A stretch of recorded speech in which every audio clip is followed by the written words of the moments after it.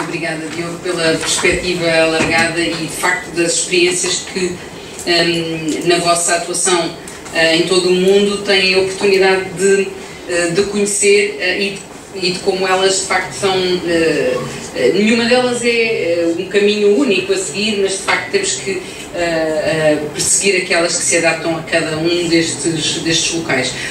Por fim, então, convidava Jean-Paul Collin, que é um engenheiro de obras públicas e que é o vice-presidente da área metropolitana de Lyon, e na área metropolitana é responsável, de facto, pela gestão da água e do saneamento. E, portanto, aqui temos um desafio que até, mais do que ao nível de cidade, ao nível da área metropolitana, como é que convivem as necessidades das diferentes cidades e como é que se pode procurar, de facto, esse equilíbrio entre as necessidades de consumidores, gestores de água e entre as diferentes cidades que fazem parte da área metropolitana. Merci.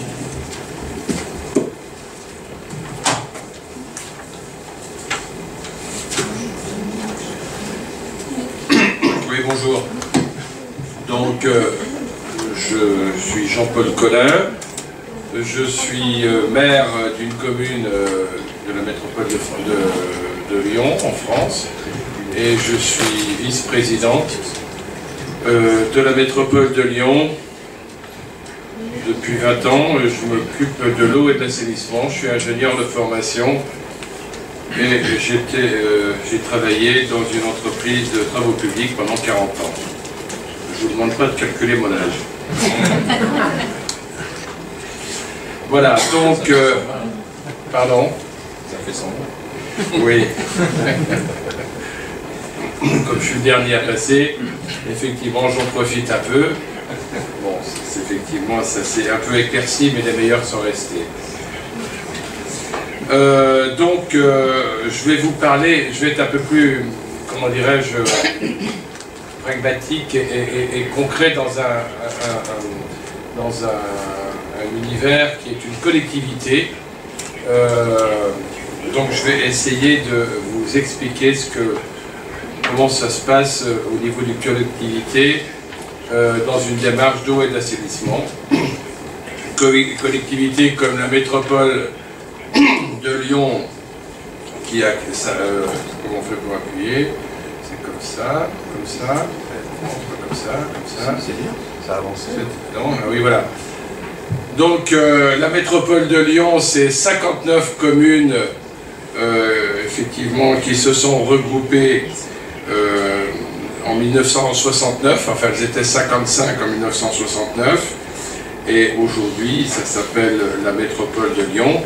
Il y a 9000 agents, il y a un budget total de 3 milliards d'euros, et donc les compétences sont effectivement l'eau, la voirie, l'assainissement, la propreté, l'urbanisme, le social, tout ce qui est social depuis la petite enfance jusqu'à la vieillesse. Donc la métropole de Lyon rassemble toutes les compétences possibles sur un territoire. Il n'y a pas d'autres compétences. Avant, il y avait ce que l'on appelle en France le Conseil général, et la métropole de Lyon a repris les compétences du Conseil général. Donc, moi, je suis vice-président à l'eau et à l'assainissement. Donc, je vous rappelle que l'eau, en France, l'eau et l'assainissement, ce sont des budgets annexes, c'est-à-dire qu'on a un budget à l'eau potable, on a un budget à l'assainissement, et l'eau pluviale est payée et gérée par le budget général. Et en ce qui concerne les budgets annexes eau potable et assainissement, on a une obligation, c'est que ce soit équilibré au centime près. C'est-à-dire, si on a un budget excédentaire, on doit baisser le prix de l'eau ou augmenter les investissements. Donc, on en a bien besoin d'ailleurs au niveau de l'augmentation des investissements, puisque aujourd'hui, à la métropole de Lyon, en eau potable, on fait 33 millions par an, en eau potable, 33 millions par an d'investissement, puisqu'on a un patrimoine de 4000 km de tuyaux à l'eau potable. On a 62 châteaux d'eau et on produit à peu près 280 000 m3 d'eau par jour, d'eau par jour sur un champ de captant qui fait 350 hectares. Et donc nous avons un peu comme Lisbonne, enfin, c'est peut-être pas aussi accidenté, la topographie est peut-être pas aussi accidentée, mais néanmoins elle a une topographie assez compliquée. C'est pourquoi nous avons beaucoup de châteaux d'eau, contrairement à une ville comme Strasbourg qui a à peu près la même population, il y a un château d'eau parce que c'est plat et effectivement donc l'eau n'est peut-être pas aussi chère, puisque je vous rappelle que l'eau est un bien commun, elle n'est pas payante. Ce que l'on paye, ce que l'on retrouve sur sa facture d'eau, c'est des biens d'équipement pour distribuer l'eau. Ça c'est important de le dire, quand les gens disent l'eau coûte cher, non, l'eau ne coûte pas cher, elle ne coûte rien, c'est les équipements qui permettent de distribuer l'eau qui coûtent de l'argent. Donc nous avons fait le choix à la métropole de Lyon de confier à travers une délégation de services publics dont nous avons lancé l'appel d'offres il y a 6 ans. Nous avons confié la totalité du cycle de l'eau potable à une entreprise qui est Eau du Grand Lyon, donc c'est une filiale de Veolia, et qui gère l'ensemble de la production, de la distribution de l'eau, et effectivement de tout ce qui va entre le captage jusqu'au robinet, tout ce qui est entre les deux. Nous avons confié toute cette prestation à une entreprise que nous contrôlons, avec laquelle nous avons un contrat extrêmement rigoureux et ferme, dans laquelle il y a des bonus et des pénalités, et ce qui nous a permis de diminuer le prix de l'eau à Lyon de 25%. Donc, nous aussi, nous ne sommes pas très chers. En fait, le prix de l'eau à Lyon, c'est 1 €. Le prix de l'assainissement, c'est 1 €.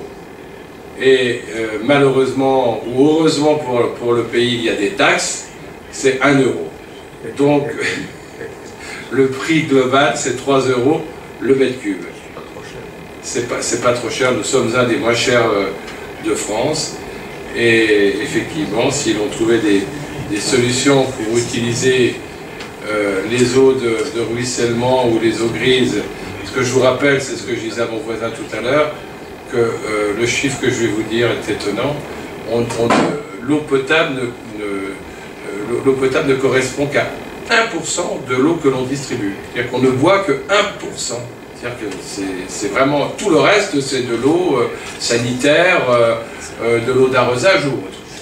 Donc c'est assez étonnant, et quand on sait ça, on devrait se poser des questions, parce que en fait, ça coûte très cher pour 1% de l'eau que l'on boit. On a un système à Lyon qui est assez innovant en matière de gestion de l'eau potable. C'est un système de supervision qui a été demandé par la métropole de Lyon dans son cahier des charges, et qui a été mis en place par le prestataire, et qui nous a permis effectivement de faire beaucoup d'économies d'eau au niveau du rendement, puisque aujourd'hui, sur 4 ans, nous avons fait une économie de 8% de rendement. C'est pas 50%, mais c'est que 8%, et pour faire 8%, c'est important. Et donc, pour ce faire, nous avons implanté à peu près 5 ou 6 000, je crois que c'est 5500 capteurs, qui permettent effectivement à tout moment de voir toutes les fuites, les micro-fuites, et de faire des interventions. Donc c'est un tableau, c'est un écran de supervision qui permet de réagir très vite, et qui permet de détecter le moindre problème. En matière d'assainissement, je vais quand même vous en parler. Après, je vous parlais ce dont je suis ici. En matière d'assainissement, nous avons effectivement essentiellement des réseaux unitaires. On a peu de réseaux séparatifs. En matière d'eau usée, nous avons un réseau unitaire. Là aussi, nous avons 4000 km de tuyaux. Nous avons 14 stations d'épuration. Et nous sommes en train de mettre en place, pour gérer les boues des stations, un système de méthanisation auquel nous avons déjà commencé pour créer du biogaz et qui va nous permettre de dégager plus de 100 gigawattheures. Donc c'est énorme. Et là, aujourd'hui, toutes ces boues, on les brûlait, on faisait de l'épandage. Maintenant, l'épandage est compliqué parce que c'est interdit, ou presque. Donc on les brûlait et on chauffait les petits oiseaux. Je ne sais pas comment ça se traduit, mais voilà, ce qui ne permettait pas de valoriser les boues. Et demain, ça va nous permettre de chauffer des habitations en faisant de la méthanisation.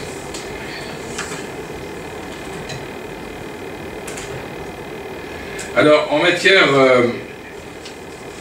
des eaux pluviales, en fait, nous avons mis en place une démarche dont je vais essayer de vous parler. Donc, effectivement, l'idée, c'est de valoriser l'eau dans la ville. Je vous rappelle, pour ceux qui ont quelques années, qu'à une époque, on enterrait les ruisseaux, on enterrait les cours d'eau qui se baladaient en ville, et nous, on les fermait. Bien sûr, elles n'étaient pas toujours très propres, mais néanmoins, l'objectif, c'était de les fermer, alors qu'aujourd'hui, on les ouvre, on rouvre les ruisseaux dans la ville, on permet, au contraire, c'est une façon de valoriser la ville, de permettre aux gens d'avoir, comment dirais-je, des cours d'eau qui leur apportent une plus-value esthétique et puis aussi au niveau de l'ambiance. Donc, nous avons créé des espaces publics qui sont nouveaux, sur lesquels nous avons réfléchi, de façon à permettre une attractivité urbaine entre l'eau et la nature, et de façon à réconcilier la ville avec l'eau. Moi, je dirais que c'est réconcilier aussi les gens, parce qu'ils n'avaient pas tout à fait la notion de ce qu'était l'eau dans la ville. Et nous avons fait un certain nombre d'équipements, dont je vais vous en lister quelques-uns. Voilà, nous avons Porte de Lyon, un bassin de rétention qui, en même temps, a un côté agréable, esthétique, et puis rafraîchissant, mais en même temps qui sert de rétention des eaux pluviales en cas de pluie importante. Nous avons fait sur un nouveau quartier qui s'appelle La Confluence, nous avons fait rentrer l'eau dans la ville en permettant au Rhône de rentrer dans la ville. Nous avons construit des bassins qui permettent, y compris les bateaux, de rentrer dans les nouveaux quartiers. Voilà. Ensuite, nous avons créé des bassins d'infiltration au plus près des problèmes. D'ailleurs, au niveau des constructions, aujourd'hui, nous imposons à tous les propriétaires fonciers, aussi petits soient-ils, d'infiltrer ces eaux directement dans sa parcelle.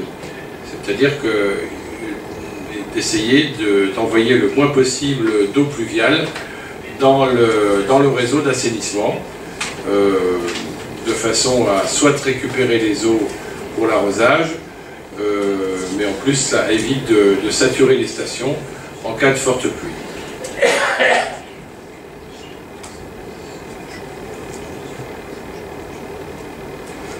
Alors voilà encore un exemple de bassin d'infiltration. Voilà. Nous en avons, dans la métropole de Lyon, nous en avons une cinquantaine, et qui permet déjà de créer un espace de loisirs en même temps qu'un espace de rafraîchissement.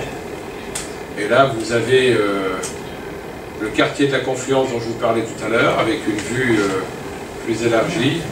Et vous voyez un canal qui rentre dans les terres et qui permet d'une part à l'eau de venir rafraîchir le quartier, et d'autre part aux bateaux de rentrer dans ce canal. Donc, en fait, nous ne cherchons pas à faire de la haute technologie. Hein. L'objectif, c'est de faire des techniques simples et discrètes, à travers des noues, des tranchées d'infiltration, couplées avec des bandes jardinées pour gérer les eaux de ruissellement. L'idée, c'est de faire en sorte que ces bassins plantés soient alimentés par les eaux pluviales. Premièrement, ça fait des économies d'eau potable, parce que jusqu'à maintenant, ils étaient souvent arrosés par de l'eau pluviale. Donc là, on arrive à trouver des équilibres, et ça permet d'une part un côté esthétique, et d'autre part, ça permet de faire des économies d'eau. Voilà, la rue Garibaldi, qui est toute nouvelle aussi, avec des jardins de pluie où là aussi les plantes sont arrosées par les eaux de pluie. Alors il est vrai que s'il ne pleut pas pendant 2 mois, ce qui est rare à Lyon, donc effectivement je ne suis pas sûr qu'il faut s'adapter au climat de la région, évidemment.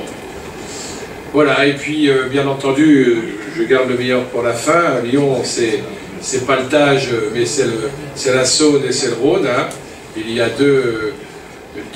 une rivière et un fleuve à Lyon. Et je dois dire qu'on a réussi effectivement à apprivoiser la Saône et le Rhône, où on a créé des zones de loisirs et des zones de rafraîchissement qui permettent effectivement aux gens d'avoir une activité ludique, et en même temps de laisser passer on ne les voit pas là, mais les bateaux, les péniches, et d'avoir une autre qualité, puisqu'aujourd'hui on a réussi à avoir deux rivières, enfin une rivière et un fleuve qui sont d'excellente qualité au niveau de l'eau. On ne peut pas encore s'y baigner pour des raisons de sécurité, mais on pourrait. Voilà. Donc la ville perméable, je vous l'ai dit, pour nous c'est une démarche issue d'un programme d'échange européen. L'objectif, c'est une gestion douce des eaux pluviales, une évaluation pluridisciplinaire de la politique de la gestion des eaux de pluie à la source, hein, le plus en amont possible. Hein. Ce que l'on veut, c'est récupérer les eaux de pluie à la parcelle. Une évaluation économique du coût global de ces nouvelles techniques. Et quand on essaye d'inciter les gens à récupérer l'eau et ne serait-ce qu'à arroser leur jardin, on ne peut encore pas, et moi je souhaiterais, je me bats pour ça, faire un double réseau dans les habitations. Moi je voudrais qu'on fasse un réseau d'eau potable et un réseau d'eau sanitaire. Mais on a un organisme en France qui s'appelle l'ARS, c'est l'Agence Régionale de Santé, qui gère ça et qui pense que les gamins peuvent aller boire dans les cuvettes de WC, donc l'eau n'est pas potable, voilà, bon, ça m'amuse, mais je trouve ça, c'est comme ça. Bon, mais c'est vraiment dommage parce que là, il y a une économie à faire. Ensuite, donc on a mis en place des guides de conception pour les maîtres d'œuvre, hein, et puis on a un objectif, la désimperméabilisation progressive, c'est-à-dire l'idée, c'est de faire des revêtements poreux pour permettre l'eau de s'infiltrer à la surface. On a déjà mis en place 150 hectares, et là on a un objectif de 500 hectares en 2030, ce qui permettra effectivement d'éviter donc le tout à l'égout. Voilà, la santé, bien sûr, c'est important, donc c'est toujours au cœur de la politique d'aménagement de la métropole. Et pour reprendre l'expression, on n'a pas fait exprès, qui a été utilisée tout à l'heure, une ville plus verte, plus bleue, pour aborder sereinement les changements climatiques. On n'a pas pris tout à fait les mêmes couleurs, mais le principe est le même. Donc ce qui veut dire qu'on se ressemble beaucoup, et on s'aime beaucoup.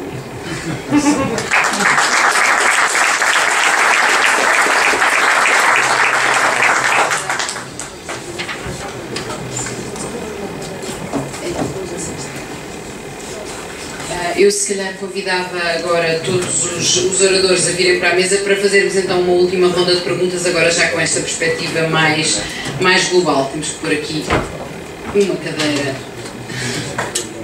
Sim. Si on peut revenir pour quelques questions, parce qu'on n'a pas eu de temps avant.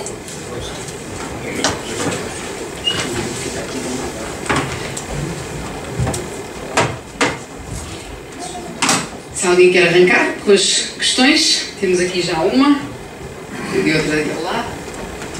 Obrigada. Obrigada pelo convite, gostei muito da conferência. Tinha duas perguntas semelhantes, mas o âmbito é diferente para o último orador. Acho que está a ouvir, não é? Está a ouvir a tradução? Vous pouvez recommencer parce que je n'avais pas branché mon... Non mais il n'a pas posé la C'est question. bon? Ah bon? Ouais. C'est déjà Ah, bon. d'accord. Éteins ton micro. D'accord.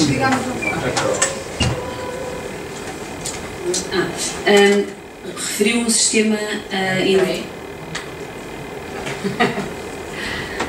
Merci. Referiu um sistema inovador de supervisão que, com a criação de 8.000 postos de zonas de controle, não é, para 5 000. Para a identificação e detecção de perdas e reação rápida. Não sei se pode responder, mas qual foi o montante de investimento e o período de retorno do investimento previsto?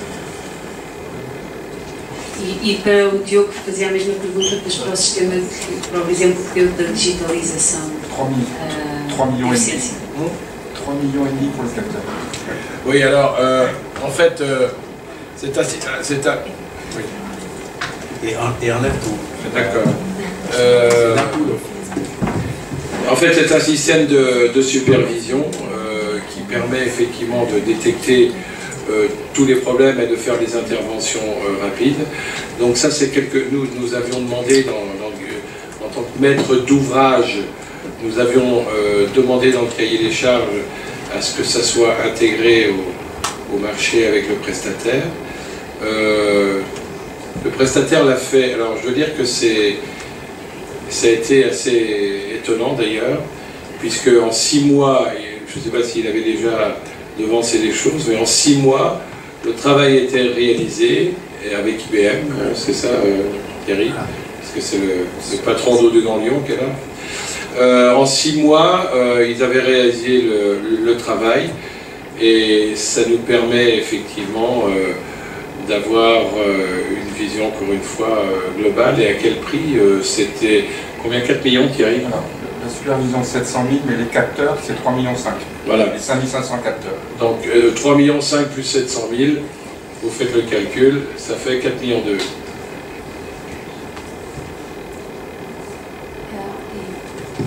O período de retorno do investimento tem essa... Pardon? C'est combien de temps pour le retour de l'investissement? Oui. Alors le retour d'investissement, il se calcule de 2 ordres. Bien sûr, il y a l'aspect économique, mais il faut savoir que quand on intervient sur un chantier rapidement, il y a un côté, comment dirais-je, beaucoup plus... Lorsqu'on est efficace, on gagne du temps sur la circulation, on gagne du temps sur la distribution de l'eau, donc il y a, vis-à-vis de la population, il y a une démarche qui n'est pas calculable en coût, en euros, mais en fait l'objectif c'est qu'ils amortissent en 8 ans. Si on calcule au niveau comptable, c'est 8 ans l'amortissement. C'est très court. Mais je peux poser une question complémentaire? Justement, le chiffre d'affaires de la distribution d'eau sur Lyon, c'est combien? Ça représente quoi cet investissement par rapport à... Alors le chiffre d'affaires de la distribution de l'eau sur Lyon, entre le captage, en gros 280 000 m3 par jour, et le robinet, donc c'est 90 millions par an.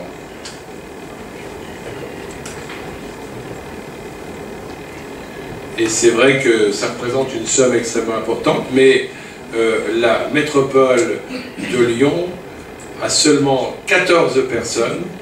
Donc tout est confié au prestataire qui lui a 350 plus 100, ils sont 450 en gros, c'est ça? 270. Plus 100 de sous-traitants.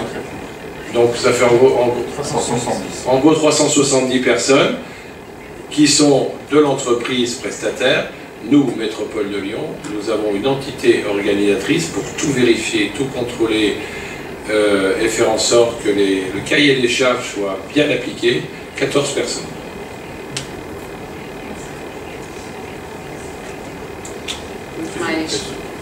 Temos mais alguma questão?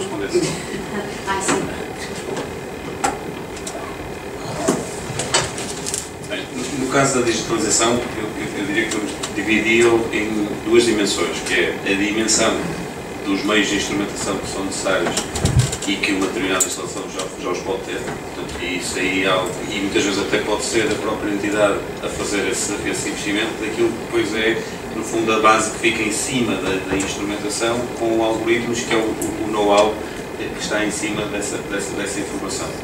E depois também depende da dimensão de uma instalação. Se for uma instalação para 500 mil habitantes e que tenha, por exemplo, a obrigação de tratar e remover nutrientes porque é numa zona sensível, tudo isto varia muito.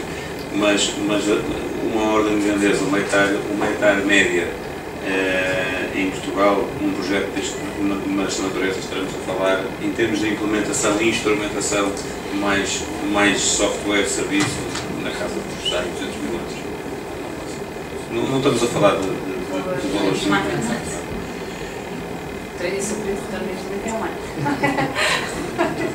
Depende também.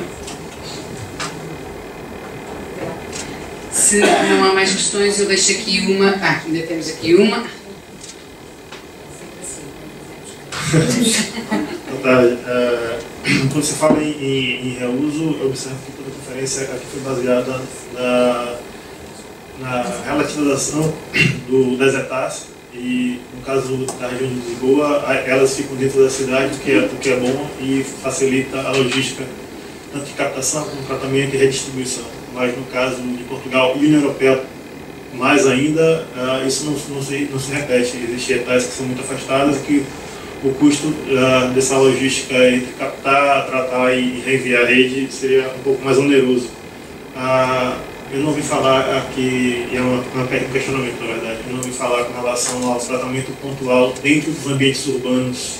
Eu não ouvi falar com relação à captação de água de chuva ou estruturas que sejam mais pontuais dentro dos pontos de maior uso e contaminação, que é as próprias cidades.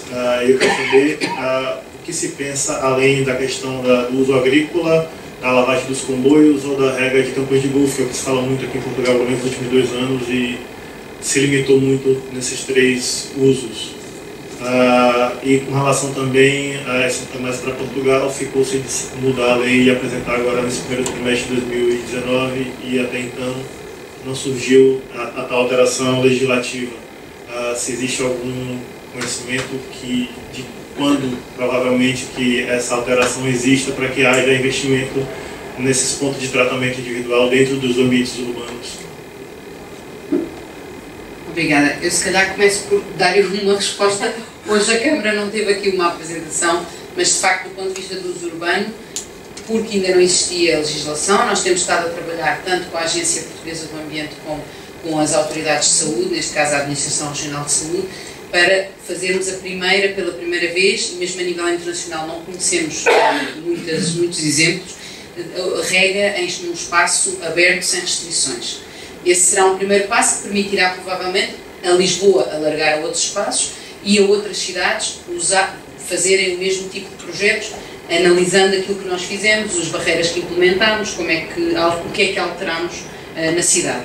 Mas de facto o uso agrícola é aquele onde teremos mais impacto.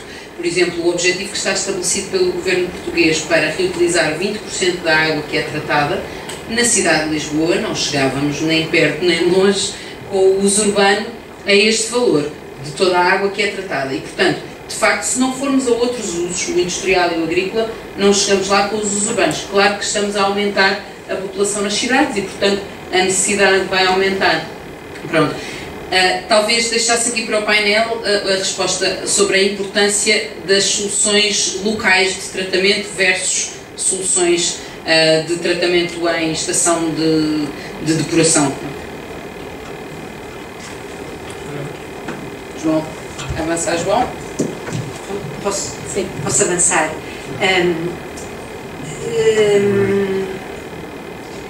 Há duas abordagens nessa questão, na minha perspectiva. Uma coisa é o sewer mining, que é, não sei bem a expressão em português, mas é ir mesmo ao coletor de água residual e retirar a água, tratá-la em condições para ser reutilizada naquele local. Prós e contras em relação ao sistema centralizado. Não tem, como dizem bem, não tem rede para construir, para gerir, porque distribuir água tratada, água residual tratada, tem mais uns 500, tem mais umas complicações do que a água de consumo humano. A desvantagem é que todo o sistema descentralizado tem que ter uma gestão centralizada, sob pena de o risco associado ao seu funcionamento ser privado. Porque se tem uma instalação pequena não pode ter uma pessoa dedicada àquela, portanto tem que ter, aí entra a digitalização.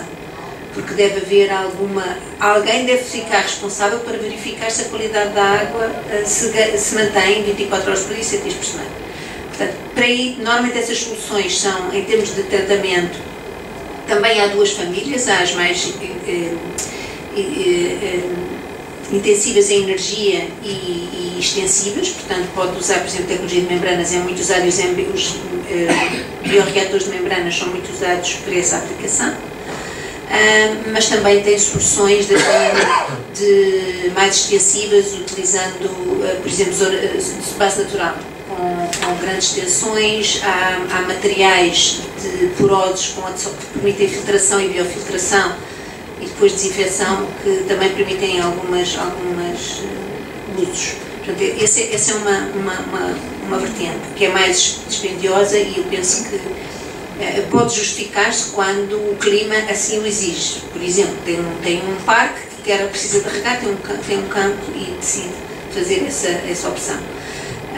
O que eu acho que se perspectiva mais não é propriamente um tratamento de origem, até é um upgrade do tratamento para a adequação de uma água de pior qualidade que está a ser distribuída em bulk para depois uma afinação para uma aplicação especial.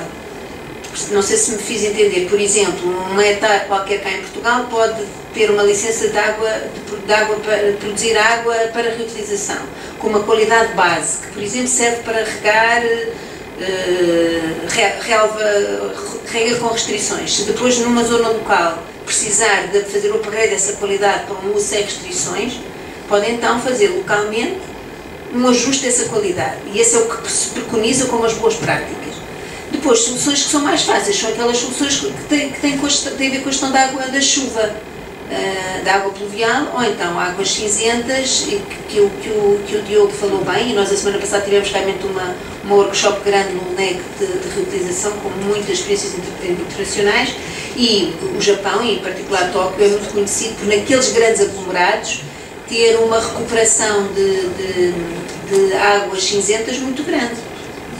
Que há duas opções, ou a opção mais básica, que é aqueles lavatórios que descarregam diretamente para o autocolismo, e portanto depois pode usar, ou então nos edifícios maiores, com escala que lhe permita, as águas são reencaminhadas para a base do edifício, onde normalmente tem outra vez um bioreator de membranas, depois o vidro, pronto, várias tecnologias, que depois permite distribuir essa água para utilizações seguras de lavagem até de roupa.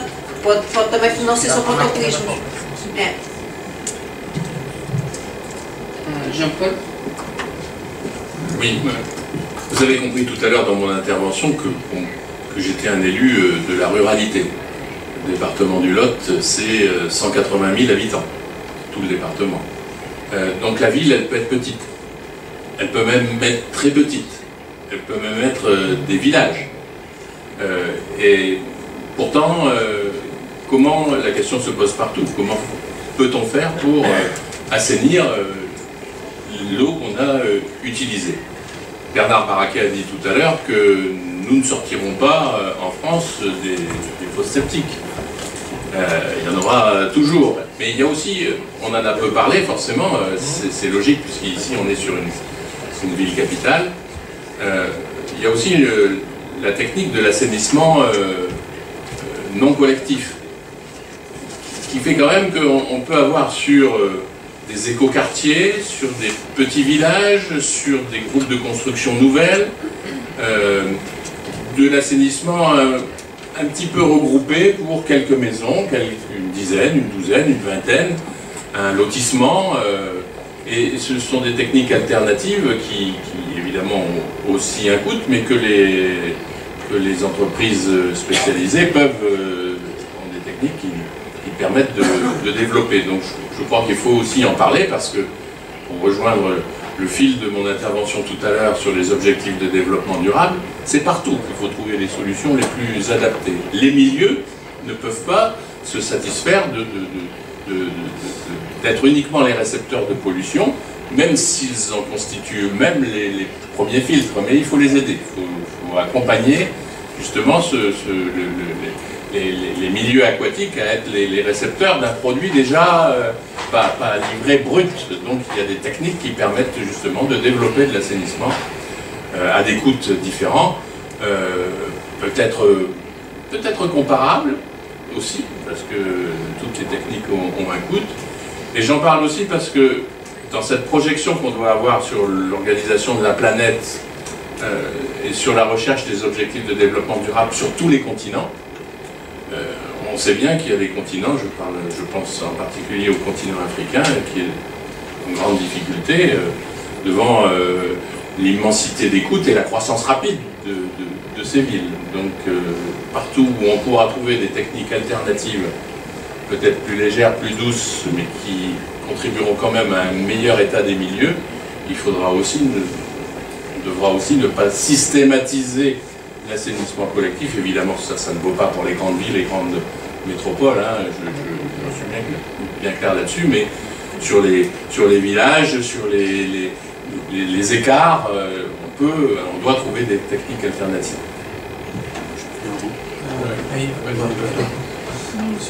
Bon, mais moi, il y a... Oui, 30 secondes. Il y a un élément dont on n'a pas parlé, c'est l'épuration des industriels.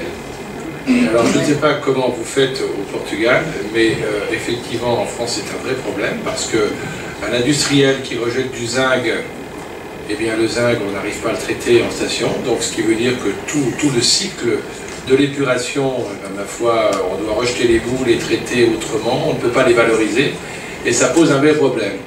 Donc moi, ce que j'ai souhaité à la métropole de Lyon, c'est pollueur-payeur. C'est-à-dire que l'on essaye, que l'on mette à la sortie des stations, à la sortie des industriels, un capteur qui effectivement nous indique en cas de pollution, et l'industriel est pénalisé. Je veux dire peut-être juste un mot pour conclure. C'est le mot de l'économiste. Ouais. Il y a des pays où il y a beaucoup d'eau, donc le recyclage des eaux usées n'est pas nécessaire, parce que ça coûte cher, et si on a de l'eau moins chère, on peut aussi s'organiser autrement.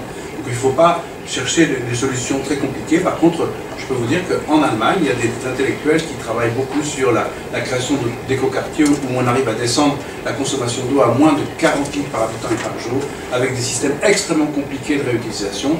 Moi, je ne sais pas comment ils feront pour passer du système actuel à ce système-là. Je ne sais pas. Voilà. Mais il faut faire des expériences.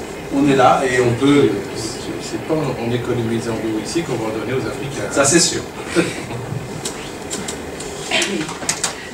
Bom, je vais vous remercier, vou agradecer também a todos a presença, por terem vindo. A Câmara Municipal de Lisboa acolheu esta iniciativa do Instituto de França em Portugal com muito entusiasmo, porque nos parece que é importante de facto fazer este intercâmbio entre investigadores, cidades, empresas de outros países connosco. E portanto convidamos desde já a estarem no dia 4 de julho na Fundação Carlos Gulbenkian para discutir precisamente também com alguns dos nossos pares franceses questões sobre os serviços de ecossistemas que são fornecidos pela biodiversidade nas cidades.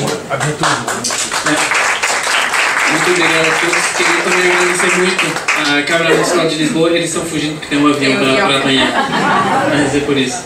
A Câmara Municipal, Sofia, pela grande dedicação, e a Lisboa Inova, que realmente é a co-organização de nós três deste evento. Então, a Filipe Sacadura, Marco Peixinho, que está ali, aos meus colegas obviamente, do Instituto Francês. E lembrar que então estamos à disposição no Instituto Francês de Portugal, na Embaixada da França, para promover as cooperações entre Portugal e França. Do nosso lado, no que se chama debate de ideias, que é o que estamos fazendo aqui, na parte científica e universitária e também outras partes com meus colegas. Então, chamando de novo a todos vocês, se vocês têm ideias de cooperação com a França, não hesitem em entrar em contato conosco. Estaremos muito felizes em poder ajudar.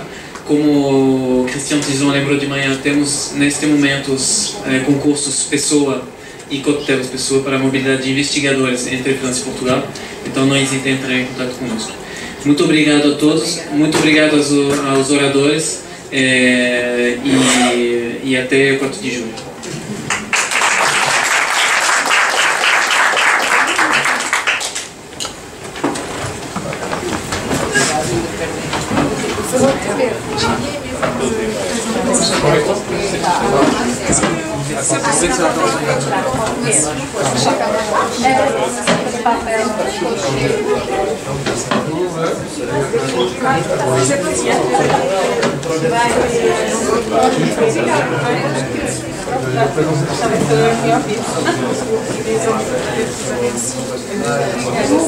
Obrigada, até breve.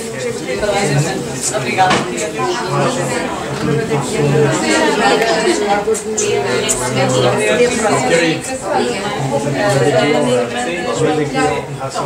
Ela disse são parecidas, não é? Depois ela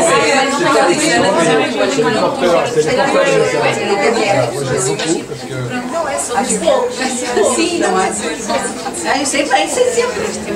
E não tenho calendários. Je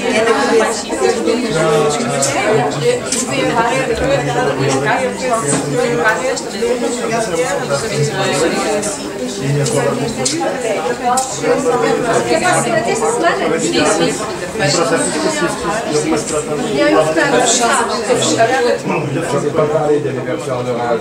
Ça, c'est horrible. C'est horrible.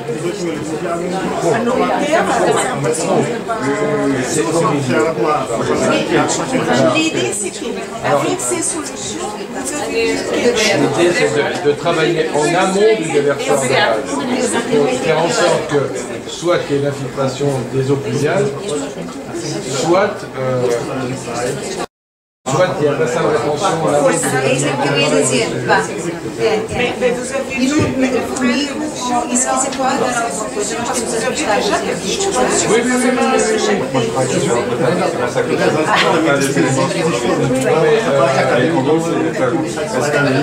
Não, mas eu estou a dizer. Não, mas eu não estou a dizer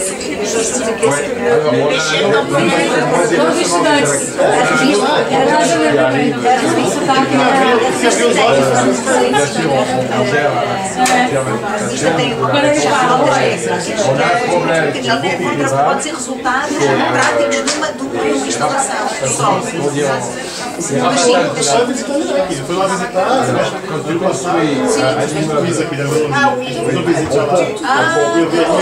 Et on envoie dans le réseau, et là, la quantité d'eau, on s'assure.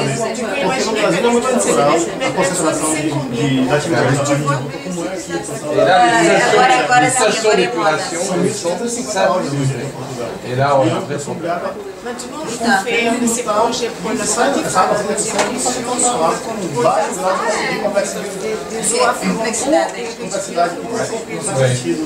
et on travaille Então a minha resposta vai ser encontro e vão participar do outside. c'est impressionnant la manque de confiance que les gens qui travaillent dans ces problèmes parce qu'il n'y a pas beaucoup de mesures et pas beaucoup d'analyses. Et ça, c'est pas dans le studio, on ne sait pas tout ça. Et c'est intéressant, c'est ça, parce que j'ai le bien dans la partie.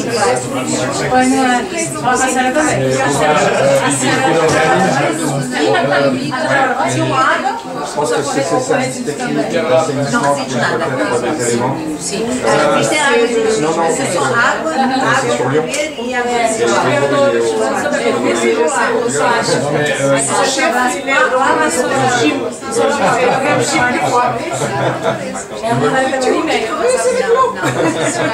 Il faut venir voir aussi les conditions de l'eau, parce que tu fais quoi? Tu fais dans ce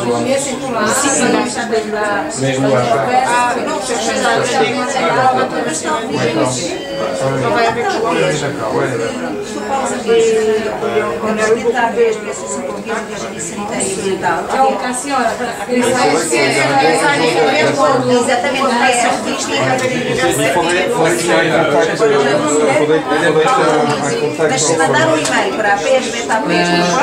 tu peux lui donner la clé pour... Ah, ok, je peux envoyer? Oui, avec plaisir. Je vous laisse mon contact avec moi. Je serai très content de vous recevoir pour...